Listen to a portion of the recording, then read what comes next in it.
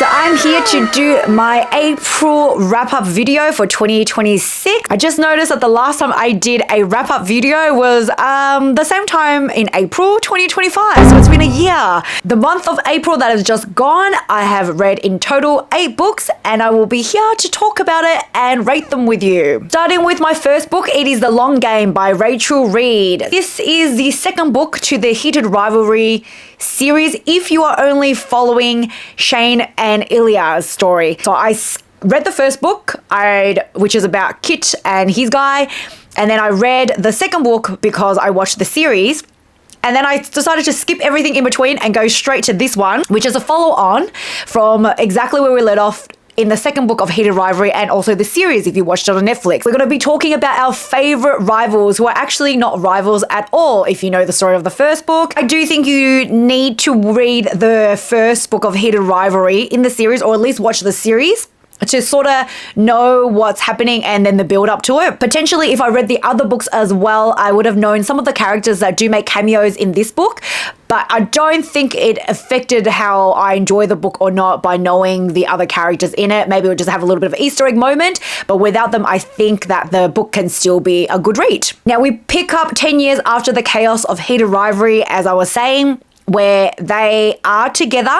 They finally are out and proud status, sort of. Their inner circle knows what's up. Their teammates are in the loop, or some of Shane's teammates at least are in the loop. And Shane's parents are also known, and maybe his bestie Rose. But to the rest of the world, well, they're still supposedly icy enemies at this stage in time. While Shane, I think, in this book comes across as perfectly content to almost play along with the secret boyfriend game, because obviously the people in his life are in the know and he doesn't have to hide around them. Ilya is not the same though. He is hitting the wall and sorta is getting sick of this hiding his true feelings. Here is the vibe of this one, I would say. The emotional shift. If the first book, I would say, was more about Shane coming to terms with who he is, who he actually loves, the type of person he loves in life, this one is more Ilya's journey. He's dealing with some really heavy inner turmoil, and check your trigger warnings, he does deal with depression, mirroring his mum's struggles that she had in the past, and that was also mentioned in the first book. And he really has to learn how to open up about it. Watching him take steps to seek professional help was honestly refreshing to see in a romance novel, and not just sort of swallowing it and sort of dealing with it himself. Although there is a bit more angsty topics and a bit more serious topic in this book, I believe, compared to the first one, there is still a balance, don't worry. It is not all angst. It still carries that signature human that you had in the first book or in the series as well, with these two bantering with each other. And you definitely will have those melting into a puddle, cozy memories, sweet moments where they show a lot of love for each other and sweetness. If you're wondering, is there space for the schmut that we received in the series and in the first book? Definitely there is a lot of that as well. And there's still a little bit of yearning, because there are times where, of course, they are not playing on the same team, even though they're both, I think, playing now for teams in Canada, because Ilya made the move from Russia to Canada to be closer to Shane. There is still moments where they have to be apart, and obviously it cannot be seen in public together. That still creates that yearning feeling that if you like that sort of feel, you will still get it here. Now, my verdict. If you are a fan of the Netflix series, or you just couldn't get enough of them in the first book, then this is, I think, a must read for you, because you'll get sort of their story continuing on. And if you don't want to wait for the series, obviously, to come out with season 2, you can see what's going to happen to them. It manages to be a little bit heartbreaking at times and heartwarming at the exact same moment. I think it's a smooth, easy read that handles some really tough topics with a lot of grace about it. I walked away, I think, giving this a 4-star read for this book. Of course, a simple sports romance book, but with a lot of heart, because I think you are attached to these two characters from the get-go anyway, because you are leading on from this story from season 1 or from Heated Rivalry. Now, the second book I read for the month is First Time Caller by B.K. Borison. Let's talk about a book I wanted to love, because there was a lot of hype on it. BookTok and BookTube have also sold this book to me that I was very curious about. And the second book obviously just came out recently this year. You know the feeling when a premises sounds like a total win and you thought, I think I will enjoy this, but let's see if it does. This one was inspired by a popular movie, Sleepless in Seattle, one of my faves, I would say, in the past. And it starts off with that exact vibe. A kid calls into a radio station because their single parent is apparently lonely, or to their perception is lonely. And therefore you enter our main FMC, which is Lucy Stone. Personally though, I think Lucy was killing it in her life. She's got a great career. She's, I think, a mechanic, and she is brilliant at it, and she has really supportive male colleagues that are always got her back. She has a very brilliant and devoted daughter that she gets along with and has a good relationship, and she also has a fantastic relationship co-parenting with her ex, or with at least the dad of her daughter. I think they were always besties, and maybe one thing led to another and they got into a slight romantic situation, but very quickly, but didn't end up right because her ex is now living next door with his husband, and he's got this very artistic lifestyle, which is fantastic as well, but they get along really well, co-parent really well. So everything, in my opinion, is going great for Lucy, and I think she's just doing just fine. But her daughter disagrees and puts her on the blast to all of Baltimore via a radio station show called Heartstrings, I believe. This is where we meet the host of this radio show, Heartstrings, and his name is Aiden Valentine. And yes, the irony is not lost on me. The man's last name is Valentine, yet he basically hates love in this book. Naturally, his bar humbug attitude is tanking his show's rating because he can't seem to show any passion for it. And well, the solution, bring Lucy onto the show to find love on air and save the station and increase the rating, because once Lucy got onto the radio station and sort of spilled her heart about how she's just looking for someone with a little bit of magic, and she speaks a lot about a truth about how hard the dating scene is, her honesty, I guess, and her personality resonated a lot with the listeners. It's basically what all the audiences have been waiting for and cannot stop talking about. So definitely bring her onto the show will increase the ratings and obviously give it a boost. This is your classic Forks proximities trope we have in here, where Aiden, our grumpy MMC, is paired with the lovable sunshine Lucy Stone. Unfortunately though, this is where it went off the rails for me a little bit. The premise was fantastic, but here is the hero problem. Aiden wasn't giving me swoon, he was giving me the ick. He felt like a boy trapped in a man's body, basically a walking red flag for me, who needed a therapist more than he needed a girlfriend, because it was so adamant that he doesn't want a commitment, doesn't want to find love, but yet he still can't stop oogling his co-host Lucy and, tried to get it on with her, basically.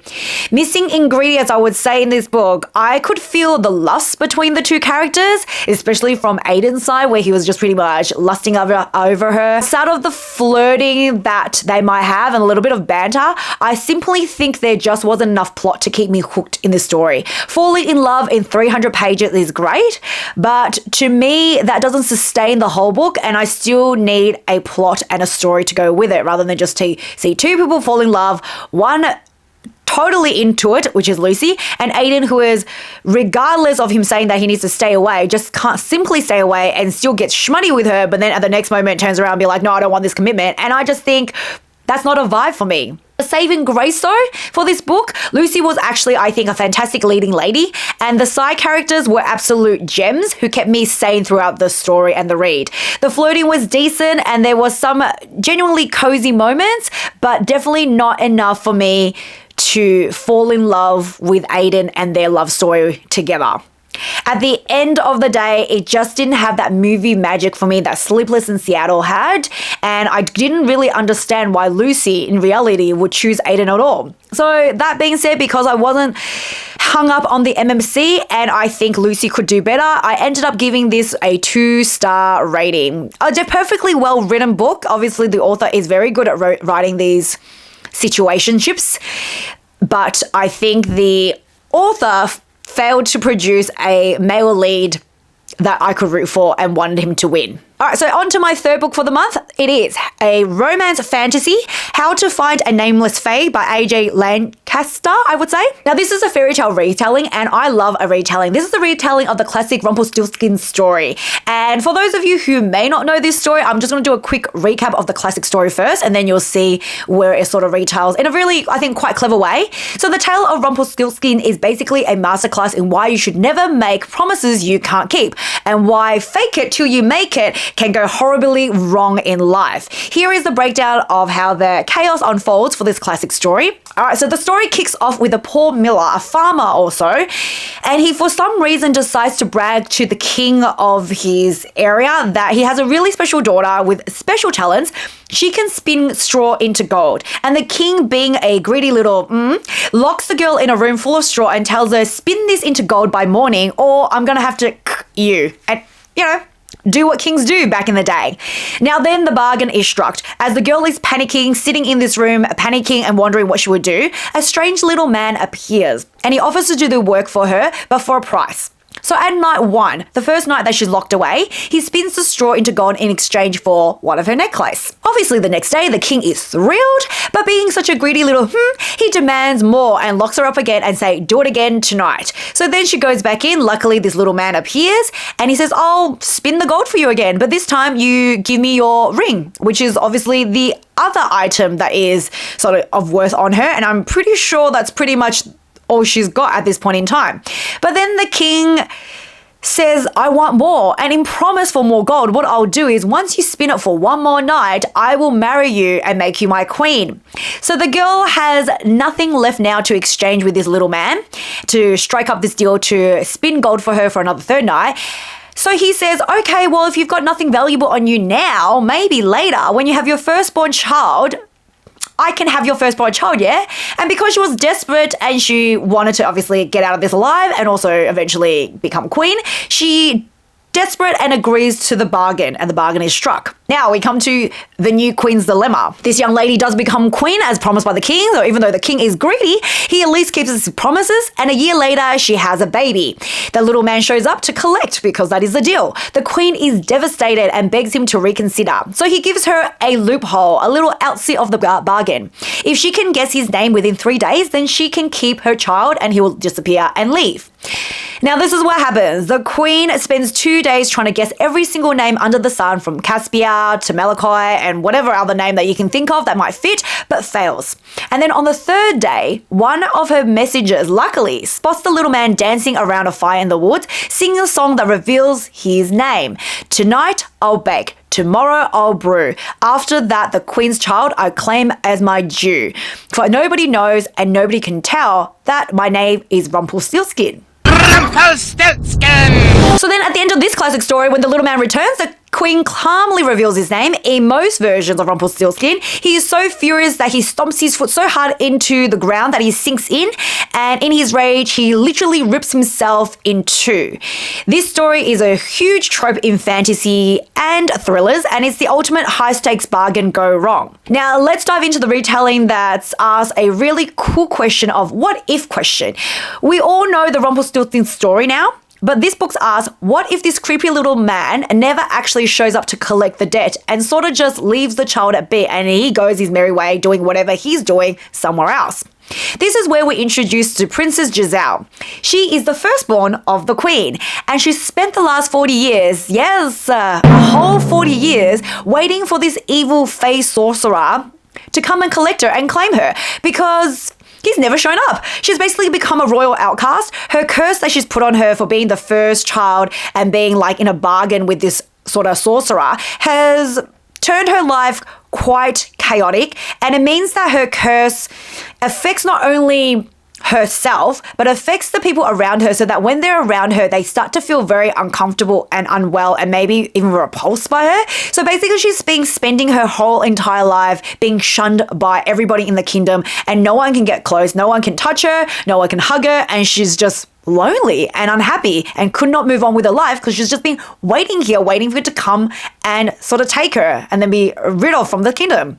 So she finally decides at 40, I'm not going to take this anymore and just keep waiting here and wasting out my life. She's going to go onto a hunt and find this sorcerer and demand that he breaks this curse so that she can live at least the rest of her life in peace and hopefully actually get a life for herself. But instead of meeting a dark mastermind, she finds a grumpy, nameless scholar, lord type person who is quite handsome, living in a magical house all by himself, being lonely as well.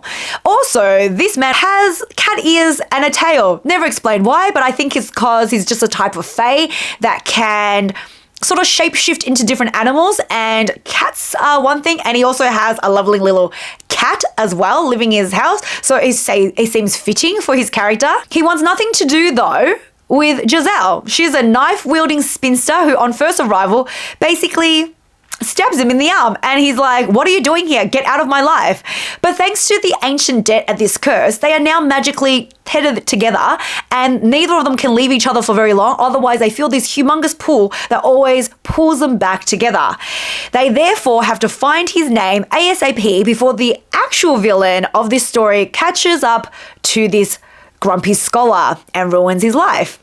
That is the mystery of why he's running away. Here's my honest take on the story. The pacing struggle. This started out so light and fun and had so much potential, but then it hits a massive wall, I would say. Giselle is pretty much stuck in this magical house. The Nameless Fae is just grumpy and reading books on how to solve this problem, and it is a long stretch. It felt like absolutely nothing happened for a good 50 to 60% of the book.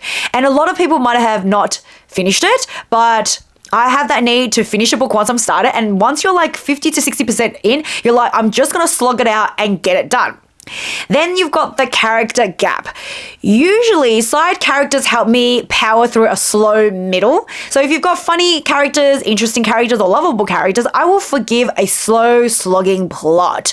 But unfortunately, they were missing here. There was a lot of characters, and the writing is technically great. There just wasn't enough life in the side characters, or funny about them, or likable about them, or interesting about them for me to be distracted by the nothingness of the plot right in the middle. Then I have the chemistry of the two leads. I think individually the two leads were perfectly good characters, and despite the fact that you've got this forced proximity trope, I just didn't buy the romance between the two. There might have been glances, there might have been looks, but I didn't get that sort of fluffy, cozy feeling in the middle, and it felt like more of a chore to develop that they had to throw in together in the mix for the author than rather a natural build-up of their affections for each other. I felt like they went from one being grumpy and annoyed, the other to be like, oh, at least he's hot, to still grumpy and annoying. And then she's like, oh, he's a little bit hotter now. And then suddenly, boom, they're together and there's a smut scene. And I just didn't know where it came from. I didn't think there was enough acts of service or cute little moments where it indicated that one was attracted to another, and it didn't just work out for me in this book, I say. But the saving grace, though, of it all, I would say is the ending. The final portion of the book, if you can get through about 60% of it, started to get a little bit more interesting, and it magically was because they actually left the house to go do something about finding the Fae's name. And I would say that's when it really fired up and everything came wrapping out together. The plot came out and everything, I think, wrapped up quite beautifully at the end. If the whole book had kept that same energy right from the start, it would, I think, been one of my favorite reads. Now, because the finale was so strong, I did bump up my rating to 3.5 stars, whereas at the start of it, I would have been sitting around a 1.5 to 2, because even though the writing was quite whimsical and nice, the characters and the movement of it was just too slow. It's a great concept, I think. It's just a bit too slow burn for me at the start until you almost have to pay your due and get to the good stuff right at the end. All right, so let's talk another book talk favorite. It is Better Than the Movies by Lynn Painter. This is a YA contemporary romance book. If you love a rom-com that is literally about rom-coms, then this one is for you. We're talking about Liz Baxbaum, I think that is her full name, a hopeless romantic high school senior who is on a mission to secure her happily ever after, and her target is her forever crush Michael, who has finally come back to town. So at one point, obviously, Michael, her crush, left to go somewhere else, and he's moved back into town, and she's like, yes, it's my senior year, I've got prom coming, this is my chance to get Michael to recognize me, to fall for me, and I'm gonna have my happily ever after. The problem though, Michael unfortunately doesn't see Liz that way. He sees her as like a little girl, a little quirky girl in the past, but to get on his radar and snag that dream prom date, Liz makes a devil's bargain with her annoying but of course very attractive neighbor named Wes Bennett. Now let's address the elephant in the room for myself and for a few other readers that have noticed this. If this sounds exactly like the movie The Duff, you aren't wrong. I felt every time I was reading this that I was picturing the characters in The Duff, even though the main character in The Duff is a brunette, this one is a redhead, but there's a lot of crossovers from the hot neighbor having exactly the same name as Wes in this book, the neighbor is also Wes in the Duff. And they both, in the movie and in the book, they strike up a deal where the guy has to help the girl get the real crush that she wants. And there's a makeover scene, which somewhat there is in here. And there's like, almost like a coaching. I'm going to coach you through this and help you out with this. And they strike this deal. And there's also, they both in the book and in the movie have a secret spot that they hang out in and get to know each other and have moments together where they sort of grow to sort of be more fond of each other. And then at one point, Wes, the guy, brings another girl to their own secret spot, and there's like a total traitor moment in it where the FMC gets very disappointed in Wes for doing that and sharing their secret spot with people, which also happens in the book.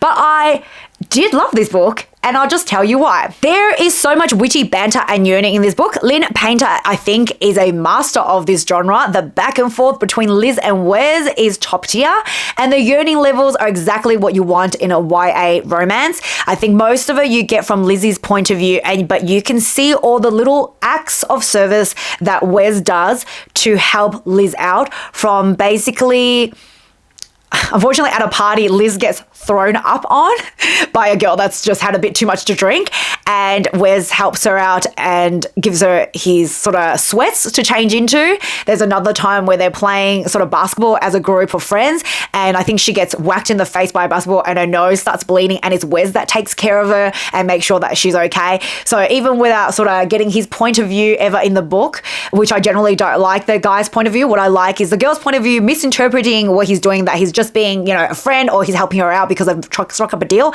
and not knowing that actually these acts of affection is because that guy, he's so into you and has been into you for so long, but he wants you to be happy, so he's willing to sacrifice his own happiness for yours. And that, very much like Ellie Hazelwood's character, Lynn Painter in this book does it so well as well from Wes's perspective, even though it's a little bit younger because it is a YA romance novel. Now, the other thing I liked about this book is that they have really realistic teens. Keep in mind that, of course, this is a YA book. If the characters seem a bit dramatic or immature, it's because they should be. They're in high school, they're still in their teens. Their small dramas feel like the end of the world for them, and honestly, that's a part of the charm, I reckon, and it seems like it's fitting to the character. It's not like you have characters in other books where they're meant to be in high school but they sound like an adult because they're being written by an adult writer. In this, Lynn Painter, I think, taps into the sort of mindset of what a teenage girl would think of situations, and I think is really fitting in keeping with the tone of the book. Now let's talk about the journey of the book.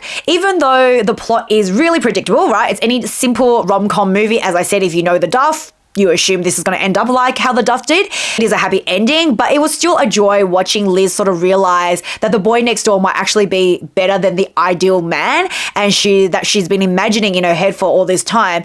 And really, maybe the more annoying sort of smart aleck boy next door is more than meets the eye, and he's got much more layers than just this hot jock or, annoying neighbor that sort of bugs you along, but really he's quite thoughtful and sweet, and maybe he's more up your alley.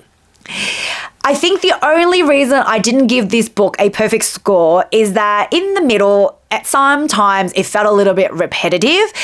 Liz tends to cycle through the same thought quite a bit, which I think is realistic in life, especially since she's navigating the grief of losing her mother at a young age as a teenager.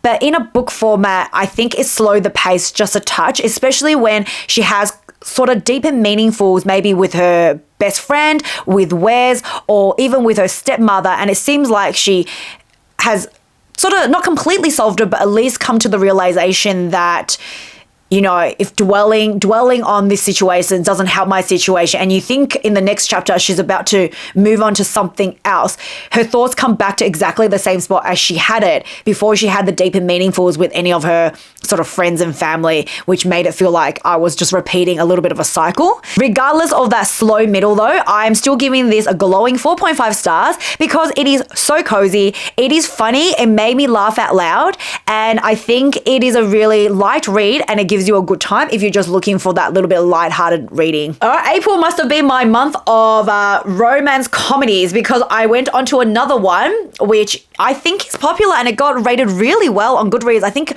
over 4 stars, which I think is quite high for a book to be rated. It is The Bodyguard by Catherine Center.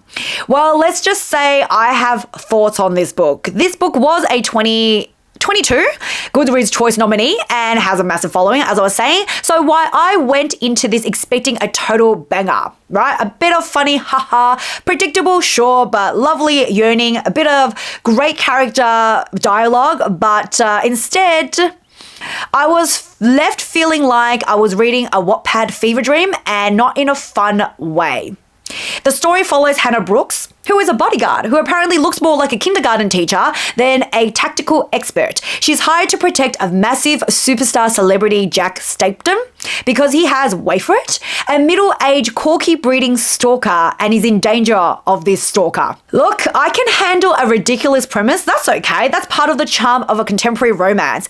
But the execution is where it didn't land for me at all. So here is why this book struggled to hit the spots that I needed for a romance contemporary comedy. Very much like an immature Wattpad sort of novel. There is a lot of tell and don't show. This is one of my biggest pet peeves, and I think a lot for other people as well, where the author is constantly telling us Hannah is falling for Jack, Hannah's falling for Jack's family, but I never actually see any plot where it happens. A quick hug here from a family member, a little bit of a random joke from another, or a little noogie in the head is not enough to build a convincing found family vibe, which is what Hannah was sort of desperately wanting.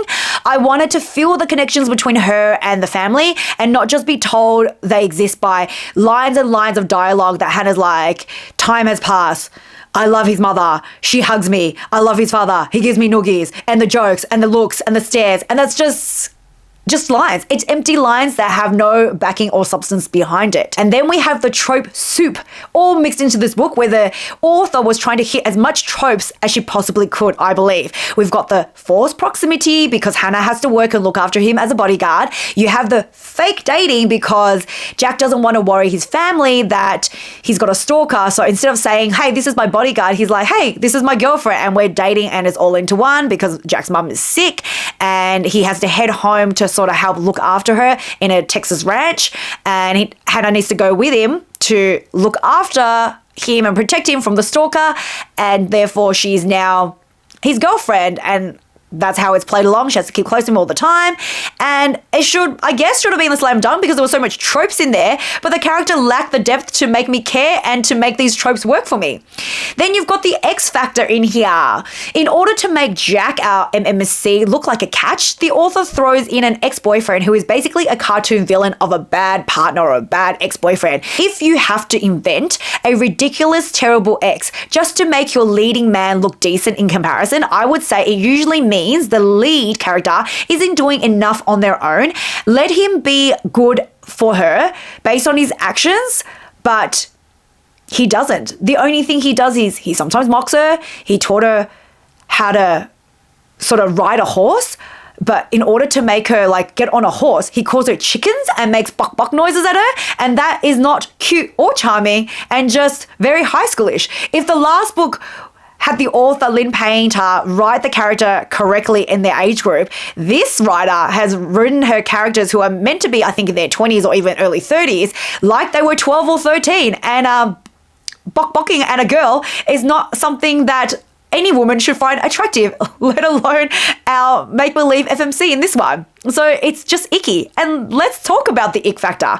Honestly, I found almost everyone in this book pretty unlikable or indifferent to them. I read romance books though for the feels, the subtle glances between characters, and then maybe the light touches of hands or body parts, and the genuine chemistry that is meant to come out of a reading from a romance novel. But this felt more like a collection of cliches. Little bit of cliches, cliche words, cliche actions, rather than love. Like screaming at a girl for accidentally walking towards a lake that is very dangerous and then going, oh, well, you're dirty now, I'll just piggyback you home, doesn't make me go, oh, wow, you're such a lovely character. You're so sweet for protecting me and then carrying me home. When it's like, well, why did you yell at her in the first place? Why don't you be an adult man and tell her, oh, please stay away from that lake?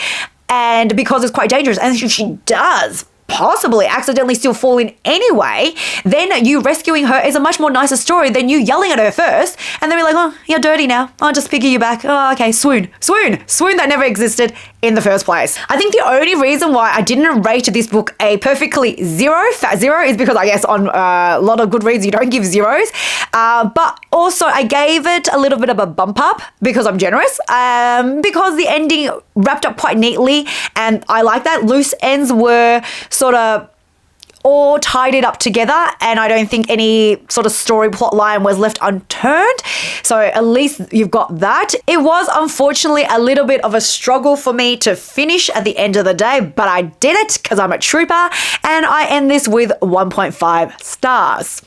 Also, we're up to my thriller book. We are talking about Dear Debbie by Freida McFadden. In this wrap up, I am not going to be giving you the plot twist and the answers, but I do have another video that you can check out. I'm going to put it up here, show you what it looks like, and then you can go to the link that I'm going to link below. If you want the full recap and a pretty much unhinged retelling of the story with my opinions and full review of it, please go check that out. I will go into it a little bit, at least with my rating and what I think. This is Freida McFadden's latest fast-paced popcorn thriller, though I'll say this one leans much more towards, I think, a domestic drama with a side of revenge than a traditional heart pounder. The story follows Debbie, a homemaker who spends her time writing a local advice column. Usually her tips are very PG. Think like how to remove stains or getting your kids to eat their vegetables. But lately, you notice that her advice has taken a little bit of a dark turn, and they seem to escalate as you get through the book, where her personality is shifting right along with her advice in those columns. Now, while our main lead, Debbie, is hitting her breaking point, the rest of her family is totally distracted by their own chaos. You've got the husband here, Cooper, who is dealing with a toxic boss who treats him like dirt. You've got the oldest daughter, Lexi, who is dating a total loser with a very scary streak that you'll find out.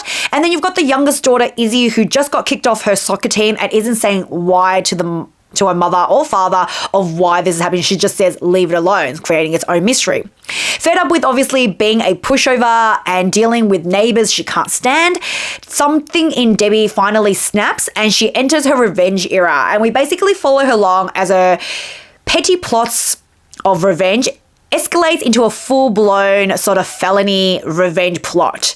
And here is my take on McFadden's formula this time around. So you've got the twist. I would say this book reads a little bit different from her other books. Usually Freida is known for a back-to-back twist. This one was very different in that sense. It was a much steadier burn with only one major reveal at the very end. I'll admit that the final twist though was actually quite a surprise to me, so maybe it will be for you as well. Then you've got the characters. As per usual, the character development in all her books I find is pretty thin. Since I never feel a deep connection to Debbie or her family, the ending didn't leave me with much of an emotional impact. Once the book was over, you just kind of move on with your life, not thinking too much about them at all. But is it satisfying? I guess so in some parts. In some parts it's questionable. Are you happy for them or not? I would say, again, I'm indifferent like every other story. When the main characters get their revenge or get their plot done, I would say most of the time with her characters, I'm just like, meh, it's okay. I'm happy for you. I'm also wouldn't be unhappy if something else happened to you altogether. So like I said, if you want the full spoilers though of what I'm talking about, the final twist, go check out my deep dive thoughts and my dedicated video on it. Overall, I think it was an okay experience, but not her most thrilling work, I would say. I'll still be giving it though a solid 3 stars because it is a quick read, it's still entertaining, and your brain doesn't have to work very, very hard on it. Now we are moving on to another thriller book, which I have a very different vibe about, and that is Mad Mabel by Sally Hepworth. Now listen, as an Australian, I might be a little bit biased, I don't know, but I truly believe that our Australian authors are top notch, and Sally Hepworth absolutely proves that with Mad Mabel, which was an almost perfect read for me. I can't really go into the details of why it missed out on being a perfect read. I gave it slightly under that, but if you want me to give you a full recap of plots, let me know in the comments below because I can do that. But because I don't want to spoil it for you and I sort of want you to live the experience yourself, I can't really tell you where that little shortfall is, but I think it's not a major big deal. It was just something that I like to have been addressed and wrapped up to make it sort of perfect for me. This isn't though your typical breakneck speed thriller like something from Alice Feeney or Gillian Flynn. Instead, Hepworth gives us this beautiful balance, subtle mystery mixed with incredibly rich layered characters that are complex, likable in all their forms, including side characters as well that don't even really play a huge part in the plot, but they are still like really likable and you really don't mind them being there at all. Here is the heart of the story. You have the legend of Mad Mabel. You have Elsie Mabel Fitzpatrick, who is 81 years old when you get introduced to her, and she lives on an idyllic Kenny Lane right here in Melbourne with me in some obscure suburbs that is not mentioned, but I can definitely get the vibe of Melbourne in here. She is a grumpy, no-nonsense lady with a past she's desperately trying to keep hidden though. As the book points out right from the get-go, when it comes to murder, nobody suspects a little girl or an old lady. Well, Mabel has been both, and she has a very strange history of people in her life meeting a foul end when they're around her, unfortunately. Now, you've got the complexity of Mabel and her character. On the surface level, she's really standoffish and just wants to be left alone, hanging out with her best friend Daphne on the porch and just living out her days. But she's so much more complicated than that. Like, she tries to act not bothered and cold and just act like she wants to be left alone. But in fact, it can't be the case because her neighbors all adore her. There's a little 7-year-old girl in the neighborhood called Persephone who thinks that Elsie, or she calls her Elsa, is like the bee's knees and loves hanging out with her and loves hanging out with this old lady who, when she says old, she thinks Elsa or Elsie is 167 years old, and she wants to just be with her all the time whenever she's not at school and won't leave her alone. Even rescues her neighbor's yappy dog, who she says is annoying as, but when that dog is left without an owner, she just sort of adopts him and that dog is really attached to her as well. So I think if you're won over by a child and a dog, there has to be something really lovely and nurturing about you and you're actually a really nice and good person, right? There's a found family trope in this book which is so lovely and warm and cozy. This book is really about focusing on sort of children loneliness, and it does deal with a lot of serious turmoils that neglected children will go through. So definitely check your trigger warnings on that. But in this book, from loneliness to finally finding a sense of community and belonging is just so lovely for Mabel and for the audience to sort of experience with her. You've got like Peter the Greek, who lives in her street, who she refers to as that, who loves a good Aldi bargain, to obviously the adorable Persephone. And then she even has a nosy neighbor who turns it around, becomes the sweetest and most supportive lady ever. And they're just people you would love in your neighborhood and you would love to hang out with forever. I rooted for them so hard to have a happy ending, which made it, I think, a little bit bittersweet at the end of the whole tidal wave of stories. Now, like I said, check your trigger warnings for sure. While in the present day, interactions are so witty, so smart and funny, and you got lots of laugh out loud moments, but then as you flash back to Mabel's childhood and teen years, they become suddenly tense and heavy. And I think that's where the thriller point of the book lies, where you're sort of worried because there's the eeriness of something bad is going to happen and you're just sort of waiting for the shoe to drop. But then you'll flash back to present. So there's a lovely balance between that tension and lightheartedness so that it's not too heavy on the reader's mind. And then that way it makes it one easy to digest, and two, enough tension for you to keep flipping the pages and wanting to see what happens to these likable and lovable characters.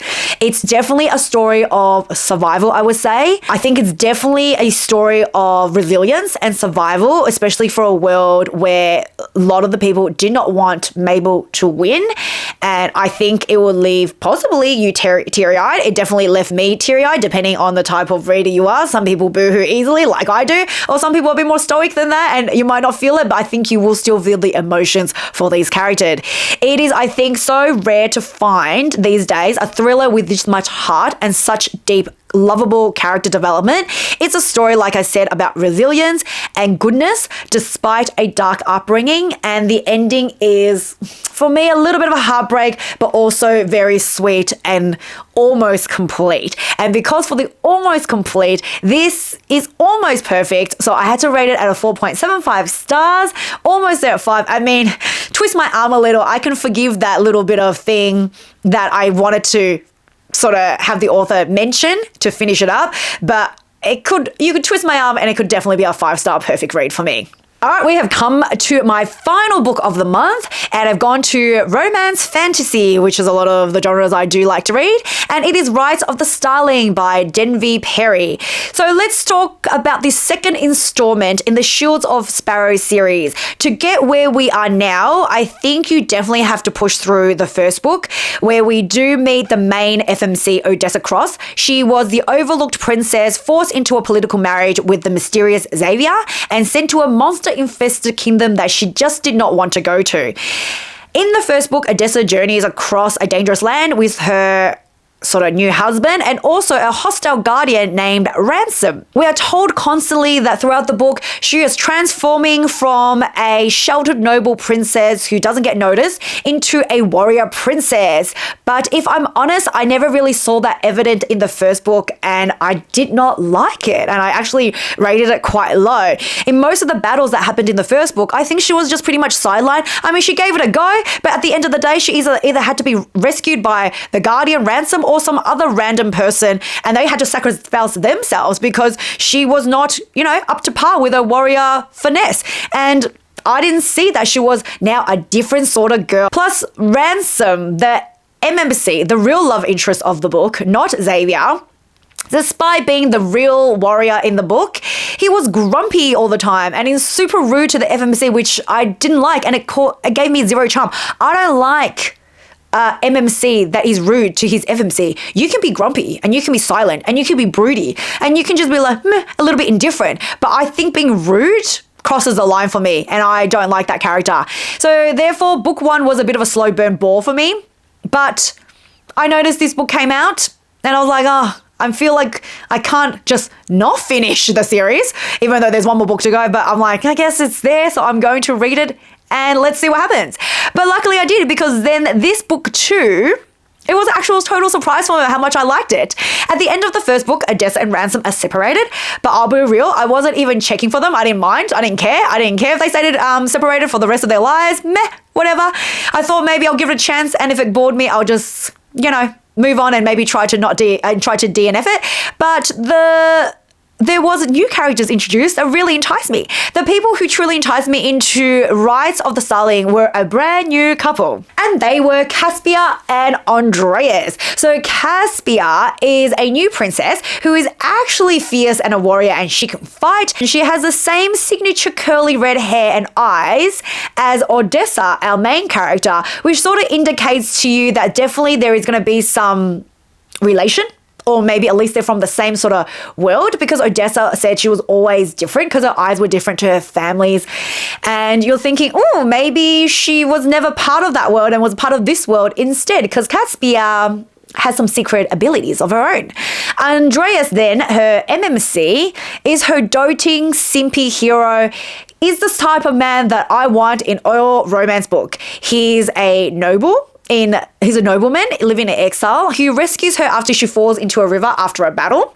And he just takes care of her and believes her all the time and supports her. And their chemistry is just off the charts. And I loved it. I think their love story was just really beautiful to listen to and to read about and to follow them along. And I wanted them to be happily ever after.